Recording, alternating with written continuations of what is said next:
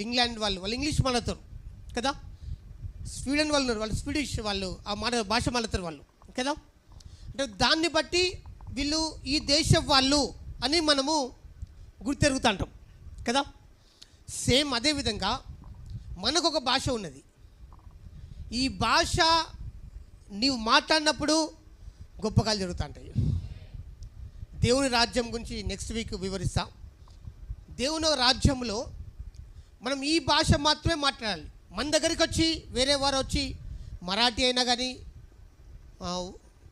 లేకపోతే ఒడిస్సా భాష అయినా కానీ ఆ భాష మళ్ళీ మనకు అర్థం కాదు.